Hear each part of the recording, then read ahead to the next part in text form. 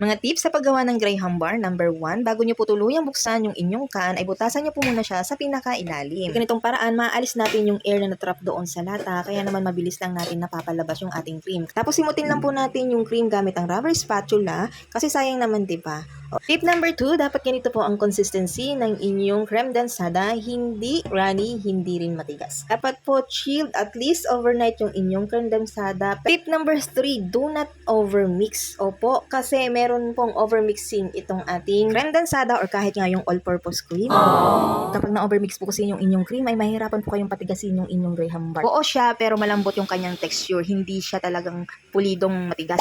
Tip number 5, naglalagay po ako dito ng whipped cream. Purpose po ng whipped cream ay pampay-stable po ng ating creme densada. Kasi napansin ko, kapag purong creme densada lang, is mabilis po siyang matunaw. Kaya nilagyan po siya ng whipped cream, pampay-stable. At the same time, ay nag-a-add din po siya ng volume. Wow! At dahil baker tayo, ayan, yung mga square pan na lang natin yung ginamit ko dito. And ang size pala nito ay 12 by 12 inches. Kaya lang, meron siyang awang mga kanani cake. So, ang ginawa ko, nag-DIY po ako ng pangkalang dyan sa gilid para sumakto doon sa ating Graham bar. Flavor pala ng ating Graham bar ay cookies and cream. At yung ginamit ko po dito ay Oreo na biscuit. Tatlong Oreo po yung nagamit ko dito. Yung isa ay nilagay po natin doon sa pinaka-cream niya. And then, itong dalawa ay, yan po yung ginamit natin pang filling. Another layer ng cream and then assemble na natin ulit yung ating mga crackers. May sobrang ang cream kaya naman inassemble ko ito sa isa pang Tupperware at nakagawa pa ako dito ng 4 na Graham bar.